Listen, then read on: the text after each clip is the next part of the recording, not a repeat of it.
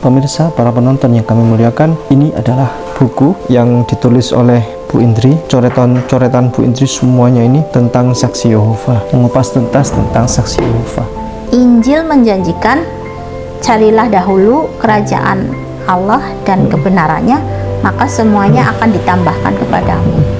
Tetapi reward yang saya tunggu-tunggu tidak kunjung saya terima, dan seluruh aspek dalam hidup saya fail. Saya juga tidak menyalahkan Tuhan, saya juga koreksi diri saya.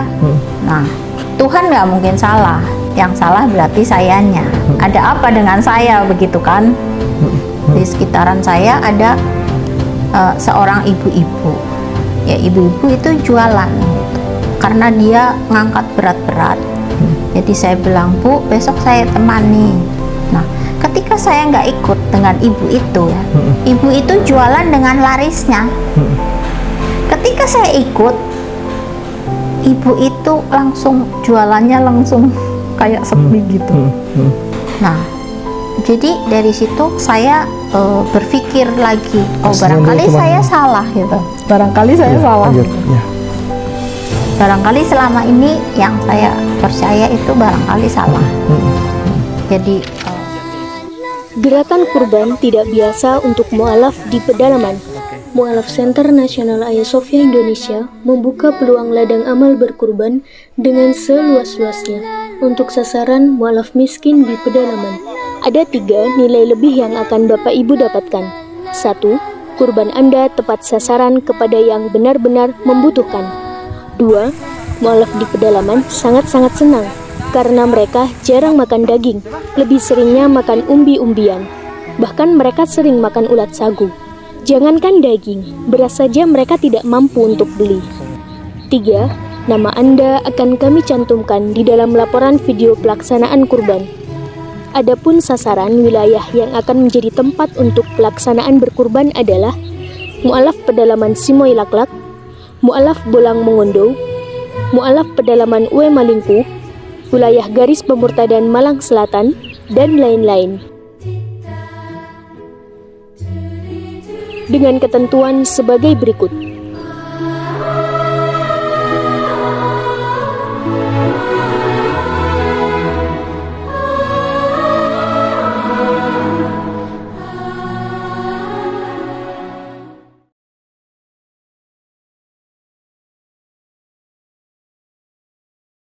Assalamualaikum warahmatullahi wabarakatuh. Alhamdulillahi amsayna wa amsal mulku lillahi walhamdulillahi la syarikalah, la ilaha illa huwa wa ilaihin nusyur. Alhamdulillah, pada sore hari ini kami di Tangerang, di Pamulang, usai dari bersyahadat saudara kami di Masjid At-Taubah sebelah. Kemudian sekarang berjumpa dengan Bu Indri. Bu Indri, Assalamualaikum Bu Indri. Waalaikumsalam warahmatullahi wabarakatuh. Alhamdulillah, Bu Indri ini adalah seorang saksi mantan, ya, mantan saksi Yehova. Veteran SSY. ya, Veteran. Apa itu veteran? Ya sama aja dengan mantan. Alumni. Nah, Bu Indri ini, alhamdulillah setelah itu masuk Islam. Berapa tahun di SSY? 2010 hingga 2022. Sebelumnya apa berarti? Sebelumnya Battle Pantai Kosta, sama aja ya, Battle atau Pantai Kosta karismatik. Iya. Dan ini Islam adalah pilihan terakhir. Ya. Hingga akhir hayat, insya Allah. Insya Allah istiqomah. Amin, amin ya rabbal alamin. Bu Indri ini adalah seorang saksi Yehova yang akhirnya masuk Islam, dan tentu bagi para penonton yang kami muliakan, banyak sekali yang penasaran tentang apa itu ajaran SSY yang biasanya bagi-bagi brosur, biasanya keliling bersama para volunteernya, ya, relawannya. Biasanya pakaiannya juga rapi-rapi kan ya? Ya, semua rapi. Semua rapi. Dan di mal-mal biasanya? Oh, tidak terpancang di mall. Tidak panjang di mall. Semua cuaca, semua area. Semua area. Biasanya ciri-ciri dari SSY itu yang suka bagi-bagi brosur, bagi-bagi brosur di jalanan yang tulisannya itu adalah nyerempet-nyerempet ke bahasa-bahasa Islam. Artinya begini, supaya orang Islam tertarik. Dan yang dibahas biasanya bukan hanya persoalan agama, tetapi rumah tangga dan lain sebagainya, begitu. Ya, betul. Sehingga orang tertarik, ini apa sih, pelayanan apa sih, begitu kan? Layanan konsultasi atau apa, sehingga orang tertarik untuk berkonsultasi, dan dari situlah untuk lead mendatangkan satu kesempatan untuk sharing, sehingga ikut bersama SSY, kan begitu. Baik, hadirin sekalian, para penonton yang kami muliakan, alhamdulillah Bu Indri sekarang sudah masuk Islam. Kita bisa tanya-tanya lebih detail apa itu saksi-saksi Yehova. Tentu semua penasaran, mari kita ikuti acara berikut ini. Baik, Bu Indri mohon dibantu, apa itu saksi-saksi Yehova? Jadi saksi-saksi Yehova adalah agama Kristen satu-satunya yang percaya kepada Allah yang mereka tauhidkan juga, esa, benar-benar esa, karena mengikuti PL ya, mengikuti Torah, bahwa orang Yahudi menyembah YHWH tertulis di tulisan Ibrani-nya. Memang Yahudi tidak pernah melafalkan ya, tidak pernah melafalkan YHWH karena mereka takut untuk berkata tentang nama Tuhan dengan sembarangan. Maka mereka selalu memanggil Hashem, Adonai, atau Elohim. Tetapi saksi Yehova itu justru mengedepankan YHWH, tetapi dengan sebutan, kalau bahasa Indonesia Yehua logatnya, kalau bahasa Inggris Yehova.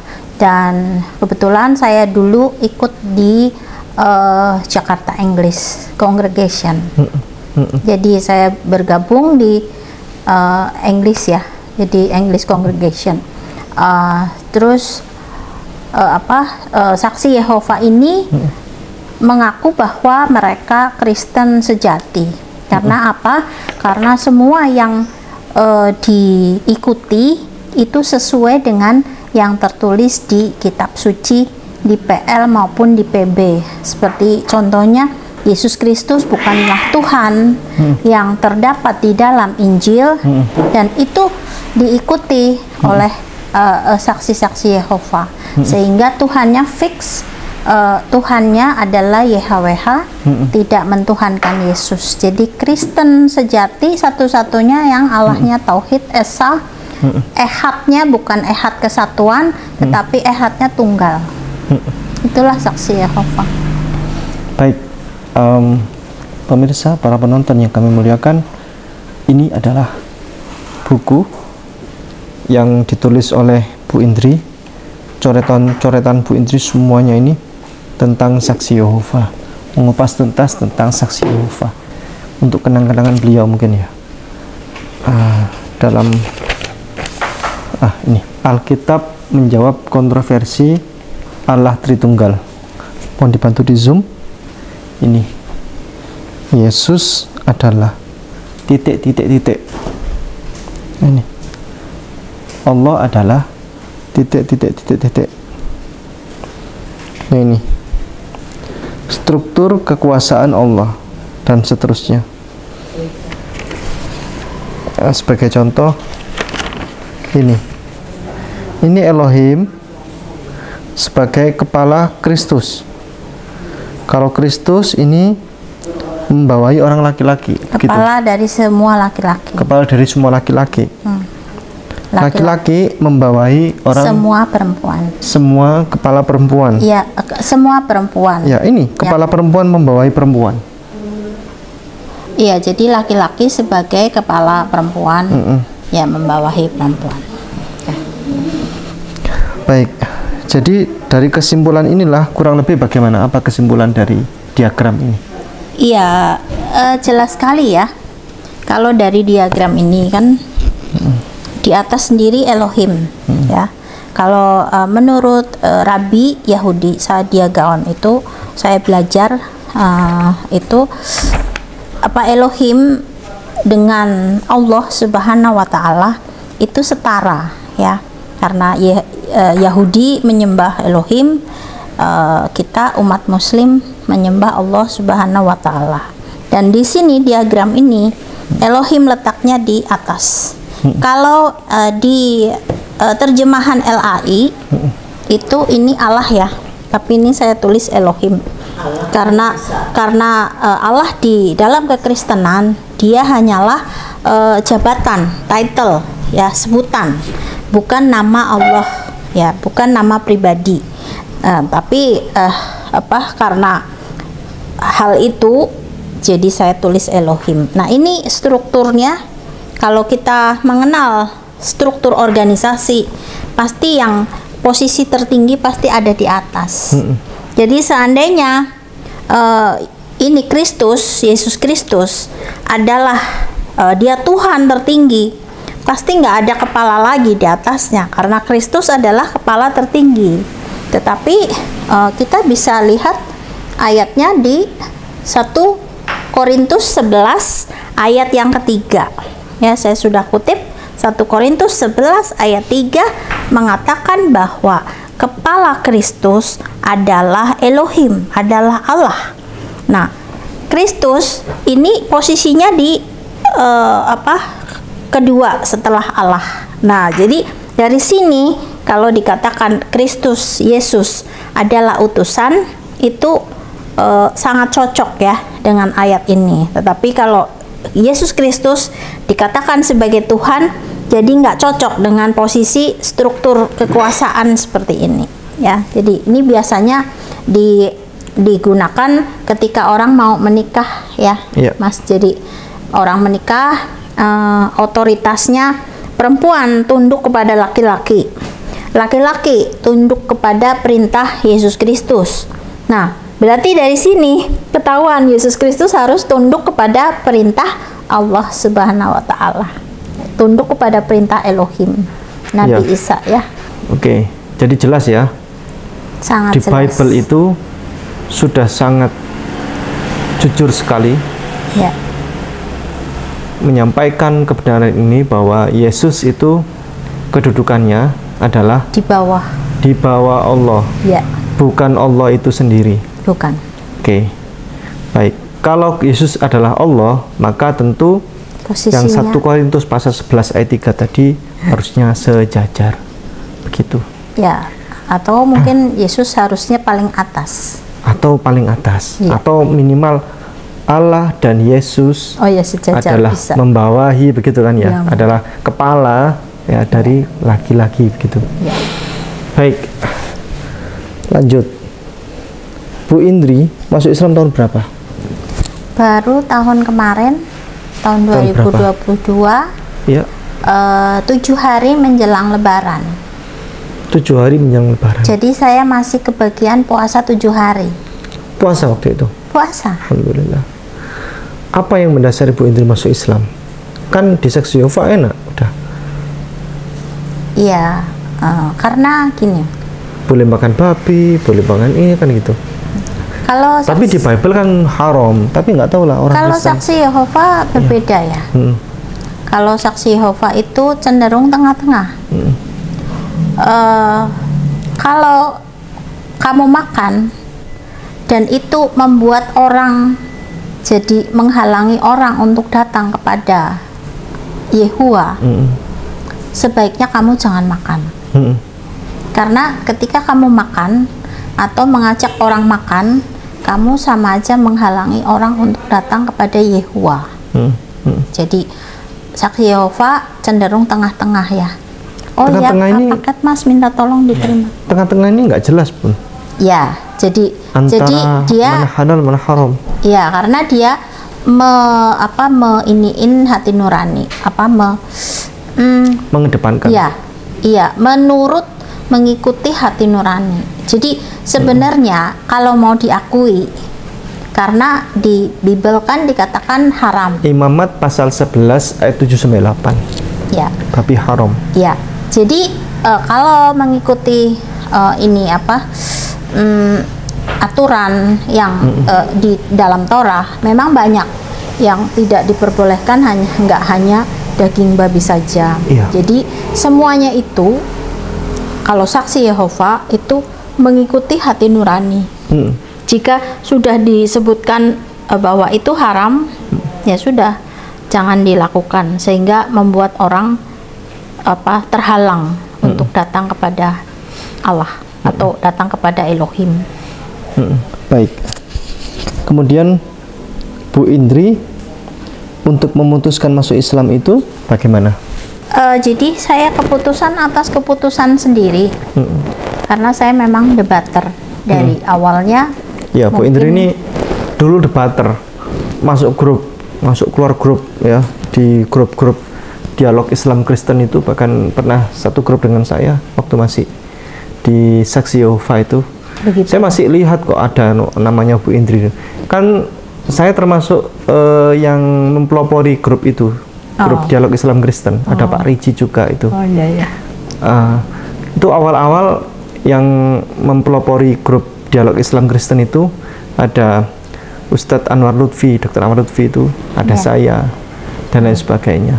Terus masuk awal-awal itu, waktu itu masih belum jadi kristolog, ada Yonatan Nandar. Oh iya. Waktu beliau masih ingin belajar awal jadi kristolog gitu kan, belajar kristologi dari grup itu. Karena di grup itu memang langsung head to head kan, Islam Kristen di situ berkumpul menjadi satu dan berdiskusi, dialog, dan Alkitabiah yang sedikit ngaco, yang nggak logis itu kick gitu kan. Siapapun, maupun Islam maupun Kristen, siapapun tidak peduli, yang ngaco nggak Alkitabiah kick gitu. Kemudian Bu Indri di situ waktu masuk grup DIK itu kan, dialog Islam Kristen masih belum masuk Islam ya. Belum. Terus kemudian akhirnya masuk Islam setahun yang lalu. Itu keputusan berat, bagaimana ceritanya Bu? Dari awal jadi debater? Sebenarnya keputusan berat atau ringan? Sebelum saya jadi debater, semua falsafah atau ideologi yang Islam paparkan, saya tidak satupun bersetuju. Seperti YHWH disetarakan dengan Allah Subhanahu wa Ta'ala, saya tidak setuju. Kemudian Nabi Muhammad Shallallahu Alaihi Wasallam adalah Nabi terakhir, saya pun tidak setuju, dan seluruh Kristen saya yakin 100% juga tidak setuju. Nah, tetapi dari debat ke debat, ada teman juga yang dari Kalimantan, dia suka berkorban untuk menelpon saya hanya untuk berdakwah, seperti menunjukkan kontroversi, kontradiksi yang ada di dalam Bible. Nah, seperti waktu Daud membunuh pasukan di Tawarik dan Kitab Samuel, itu jadi berlawanan ya. Kalau di Kitab Samuel, kalau nggak salah yang mati 2000 orang tuh pasukan berkuda, yang di Tawarik itu pasukan berjalan kaki, 2000 apa 4000 ya, saya lupa. Nah, itu cerita yang sama. Jadi Samuel dan Tawarik membahas cerita yang sama dengan kematian yang disebabkan oleh Daud, tapi satu bilang pasukan berkuda, satu bilang pasukan berjalan kaki. Nah, itu satu saya catat aja, saya contreng. Lalu Nabi Muhammad tidak dipercayai oleh umat Kristen bahwa Nabi Muhammad ini Nabi terakhir. Dan saya mulai berpikir, melihat kenyataan, dan saya memang pernah membaca Al-Quran, di mana ayatnya itu yang mengatakan jika kamu bisa menulis 10 surat saja sebagai nabi, ya kan, supaya ditulis kan kalau bisa. Nah, itu saya pernah baca juga. Nah, jadi dari pembacaan itu, seandainya yang tidak dipercayai oleh orang Kristen bahwa Nabi Muhammad ini bukanlah nabi, ya, itu tidak memenuhi syarat sebagai nabi palsu. Karena nabi palsu itu menulis 10, jangankan 10, mungkin satu aja kalau ngaku-ngaku nabi mungkin sudah diperangi ya, karena di Arab sana kan bangsa Quraisy ya. Suku Quraisy itu kan sangat brutal ya, sangat kejam. Kalau seandainya Nabi Muhammad itu bukan nabi beneran, mungkin sudah dihabisi ya. Jadi saya berpikir seperti itu. Jadi, itu ada di Al-Isra ayat 88. Al-Isra 88 ya. Ya, itu sama yang saya baca. Surat Hud ayat 13 sampai 14. Ayat 13 sampai 14. Ini sama yang satu surat, tantangan satu surat itu ada di surat Yunus ayat 38. Yunus ayat 38. Ya, saya bacakan yang salah satu saja. Ya. Yang satu surat saja. Ya. A'udzubillahi minasyaitonirrajim. Bismillahirrahmanirrahim.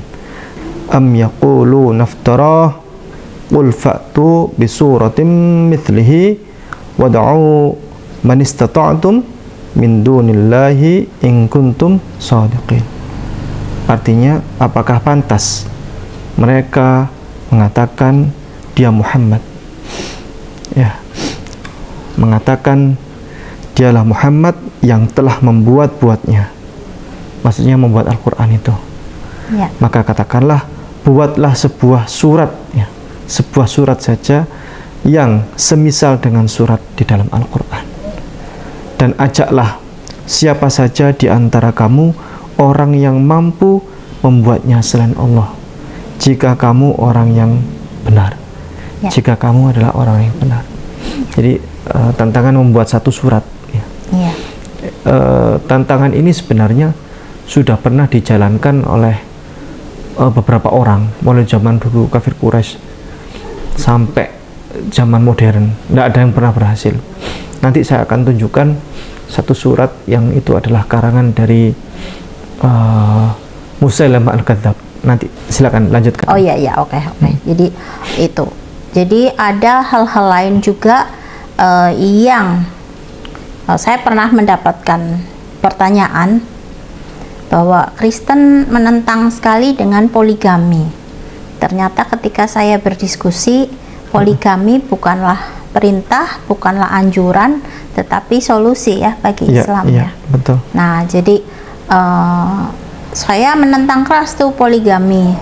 Kemudian ada teman dari Muslim, dia mengatakan, Bu, kalau ibu sebagai Kristen itu menentang poligami, tolong tunjukkan ayatnya di mana yang di dalam Perjanjian Lama dan Perjanjian Baru yang melarang poligami, ya. Kalau ada.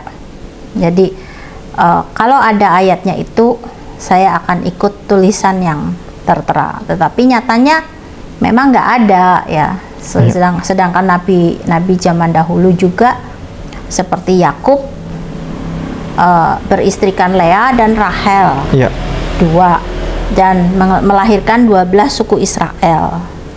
Nah, itu pun kan berarti saudara bersaudara gabungan, ya. Terakhir anaknya Rahel tuh Benyamin, ya, yang paling anak terakhir itu. Nah, kemudian Bapak Abraham, Nabi Abraham itu kan, ya, memperistrikan Ibu Sarah dengan Siti Hajar.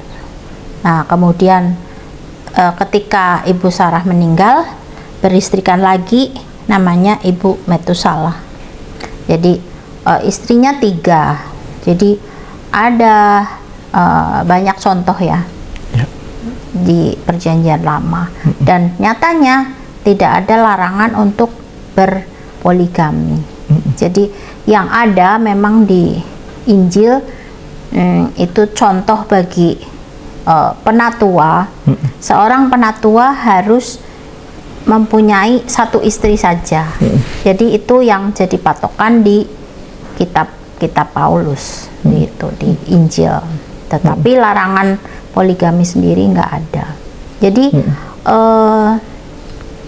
untuk menentukan Yesus bukan Tuhan, saya sudah lama sejak saksi Yehova. Saya tidak pernah menganggap bahwa Yesus Tuhan. Dan ada hal-hal yang sangat prinsipal dalam hidup saya. Ketika saya dahulu Pantekosta atau Bethel atau karismatik, itu saya aktivis. Saya pemain keyboard. Saya juga song leader di satu KKR, walaupun itu gerejanya nggak besar. Lalu keliling juga ke Cirebon, ke mana ikut pendeta saya, ke Blitar.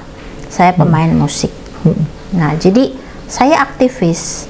Sedangkan di dalam Injil, dalam Matius 6 ayat 33, di situ dijanjikan, Injil menjanjikan, carilah dahulu kerajaan Allah dan kebenarannya, maka semuanya akan ditambahkan kepadamu.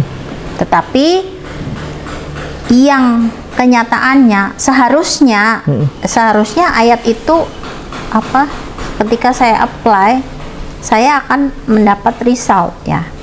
Saya akan mendapat impact-nya atau saya akan mendapat reward ya.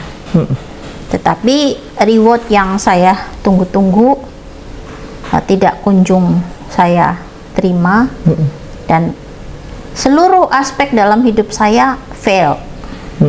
Saya juga tidak menyalahkan Tuhan, saya juga koreksi diri saya. Nah, barangkali kalau Tuhan nggak mungkin salah, yang salah berarti sayanya. Ada apa dengan saya, begitu kan? Nah, mulai saya melihat di sekitaran saya dari Jawa Tengah ya, di sekitaran saya ada seorang ibu-ibu. Ya, ibu-ibu itu jualan gitu. Nah, ketika saya akrab dengan dia, saya bilang, ya udah, karena dia ngangkat berat-berat, jadi saya bilang, Bu, besok saya temani. Nah, ketika saya nggak ikut dengan ibu itu ya, ibu itu jualan dengan larisnya. Ketika saya ikut, ibu itu langsung jualannya langsung kayak sepi gitu. Nah, sehingga banyak hal hidup saya fail. Terus saya nemanin ibu itu juga jadinya ketularan fail juga gitu kan. Nah, jadi dari situ saya berpikir lagi, barangkali saya salah gitu. Barangkali saya salah gitu.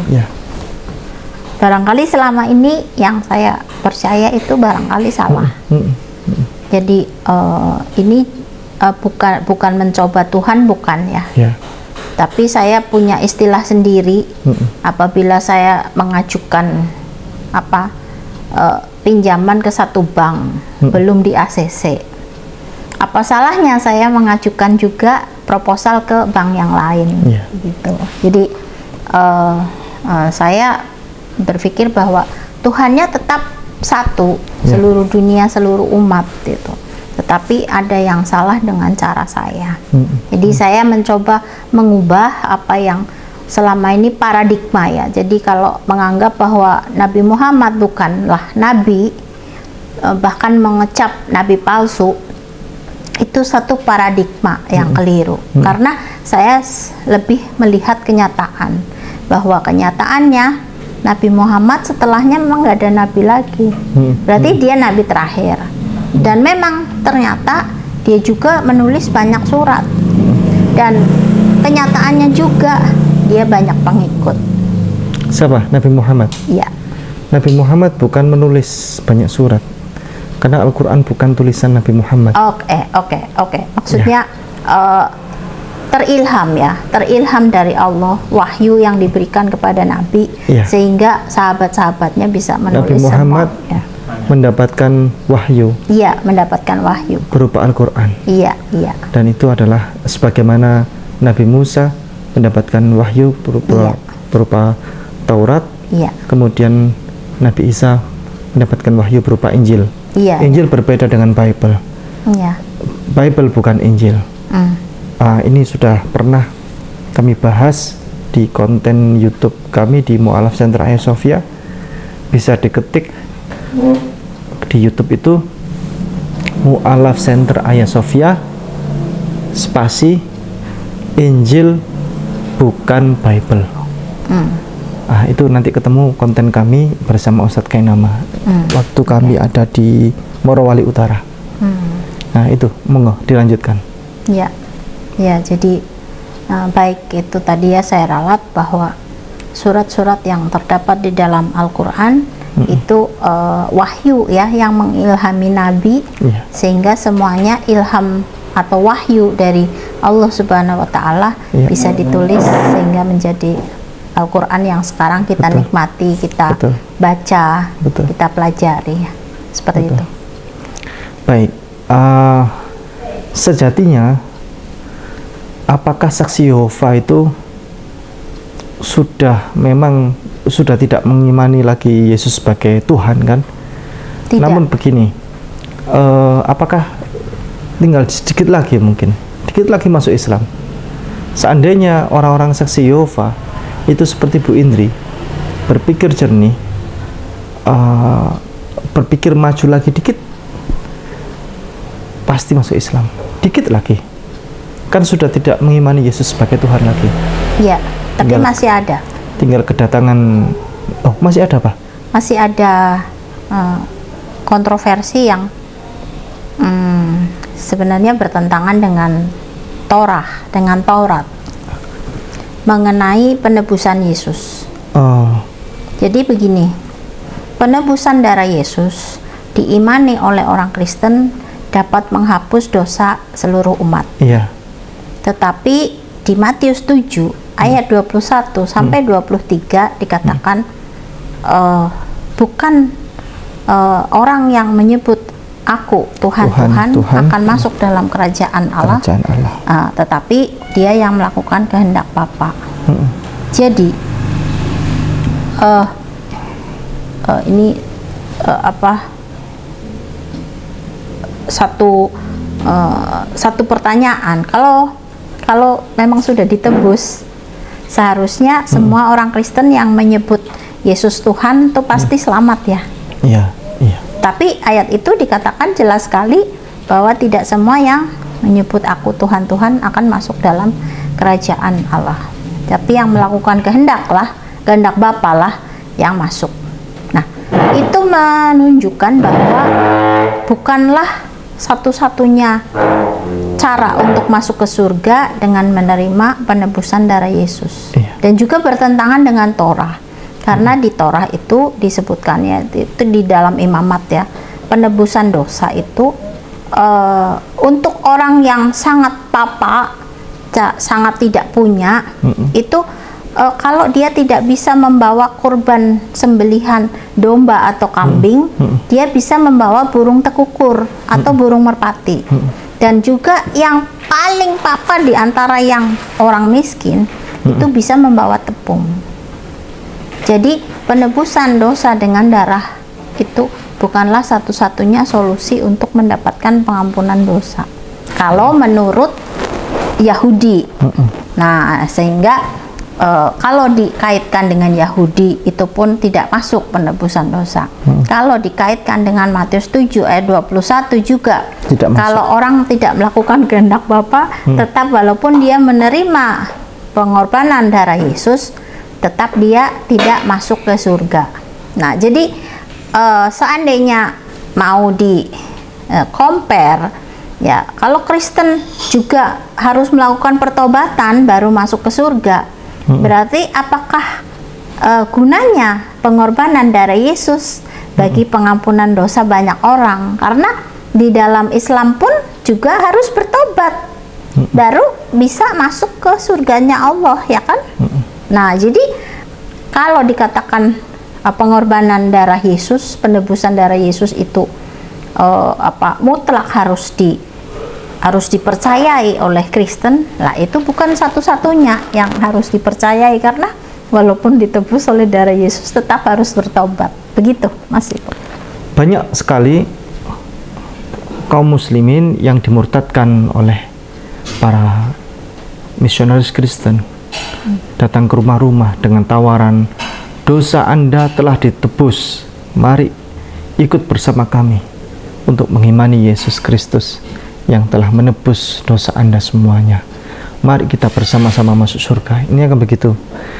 Nah, buat kaum muslimin yang kedatangan saudara-saudara misionaris Kristen yang menawarkan promo itu, satu, gunakan akal sehat. Akal sehat itu apa? Akal sehat yakni begini, kalau ada di dalam surga, kemudian ada orang satu masuk surga jalan-jalan, kira-kira dia menyesal nggak masuk surga? Menyesal pun. Begini, ada orang masuk surga, kemudian nanya dia, Bapak dulu siapa?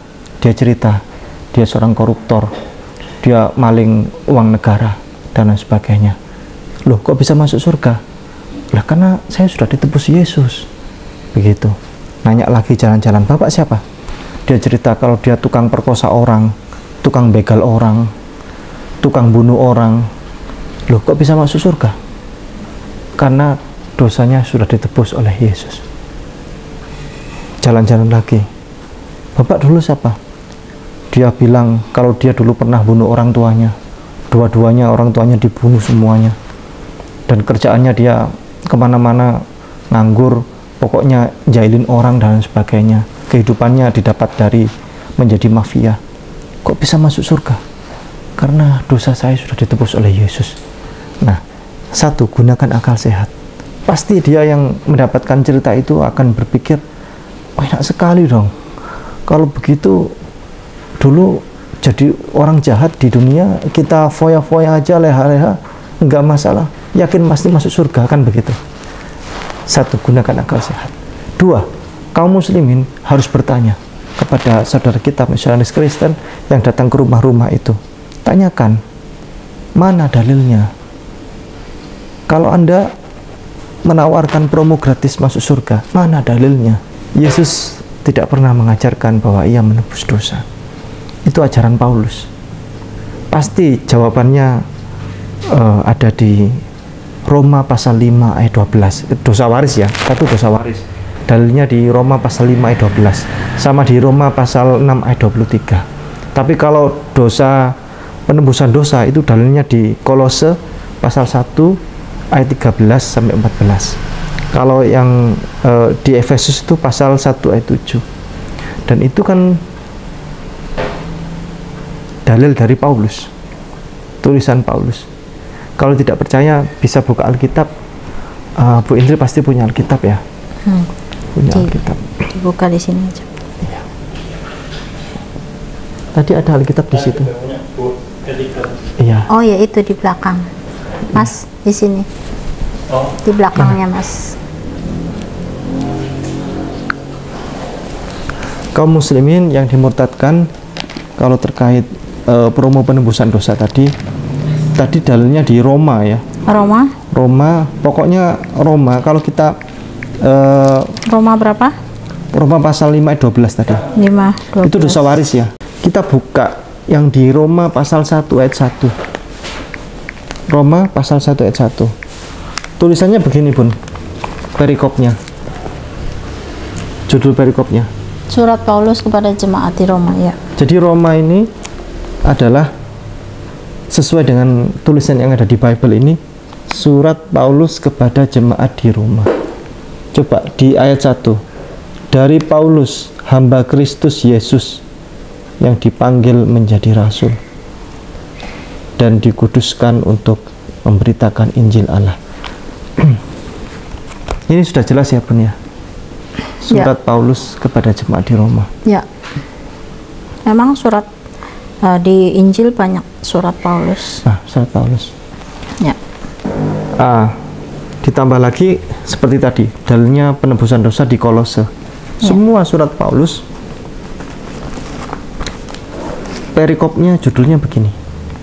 Kalau Kolose, surat Paulus kepada jemaat di Kolose. Ya. Sudah jelas kan ya? Ya. Dari Paulus, ya, Rasul Kristus Yesus ya. sudah jelas ini surat Paulus kepada jemaat, surat Paulus yang dikirimkan ya, kepada jemaat di Korintus, surat Paulus yang dikirimkan kepada jemaat di Korintus. Iya, yang lain juga sama, di Galatia juga, di Efesus juga. Iya, itu di Filipi juga. Ya, jadi itu memang judulnya demikian, karena itu memang menurut Kristen, menurut Bible mereka, bahwa Paulus ini memang ujung tombak penginjilan yang mempelopori, sehingga ditulislah surat-suratnya. Ini surat Paulus, bukan surat dari Allah. Surat Paulus, dan Kristen mengimani bahwa pengurapan Roh Kudus itu menghasilkan ilham, begitu. Jadi ada istilah itu dalam Kristen. Jadi pengurapan Roh Kudus siapapun sampai hari ini pun, karena Injil sudah tertulis lengkap, maka orang-orang yang mengaku nabi itu sampai hari ini pun mereka mengaku bahwa dimasuki roh nabi, begitu. Baik, terakhir, penebusan dosa buat kaum muslimin di seluruh Indonesia yang dimurtadkan dengan cara iming-iming penebusan dosa, silakan buka di kitab Yeremia pasal 17 ayat 10. Ini jauh kapasitasnya. Ini bukan lagi Yesus, bukan lagi Paulus. Ya. Aku YHWH menyelidiki hati dan menguji batin untuk memberi tiap-tiap orang menurut jalan-jalannya sesuai dengan buah dari perbuatannya. Itu Bible-nya Saksi Yehova berarti ya? Ini Bible seluruhnya, karena saya memegang banyak terjemahan dari terjemahan tapi kalau lama, yang TBLAI itu bukan YHWH di situ. Tuhan. Aku Tuhan. Iya. Yang menyelidiki dan seterusnya itu. Iya. Jadi membalas semua tingkah laku sesuai dengan perbuatan. Iya. Jadi dosa tanggung masing-masing. Iya.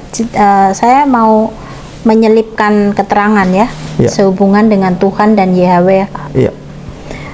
Kalau kita mau belajar untuk mengenal lebih jauh, mengenal saja kitab Torah, itu di dalam kitab Torah ini Yeremia 17 ayat 10 harap dimengerti semuanya.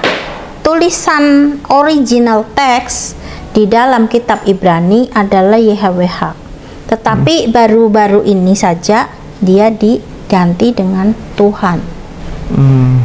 Supaya apa? Karena Kristen ini mempercayai bahwa Yesus itu Tuhan di masa PL, Perjanjian Lama, dan di masa PB.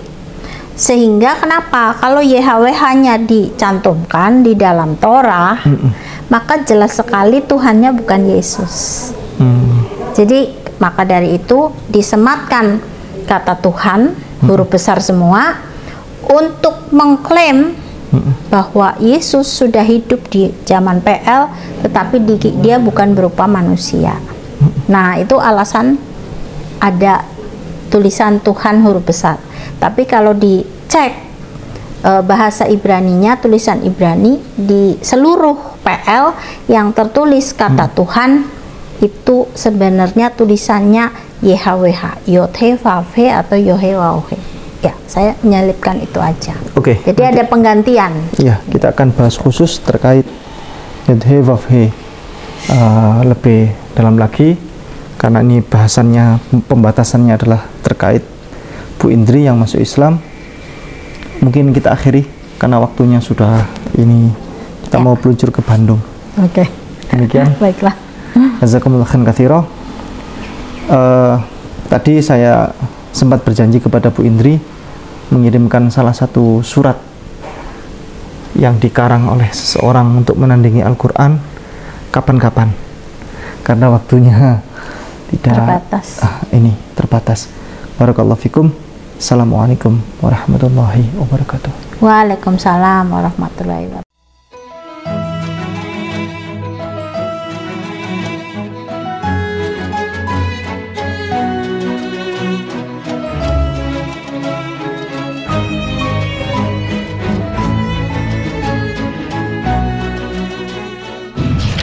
Setiap muslim harus memiliki bekal ilmu kristologi untuk membentengi diri dan keluarga serta untuk berdakwah. Anda ingin jadi kristolog handal atau Anda ingin memiliki ilmu kristologi? Kunjungi kristologinews.com, pusat karya monumental Ustadz Insan LS Mokoginta.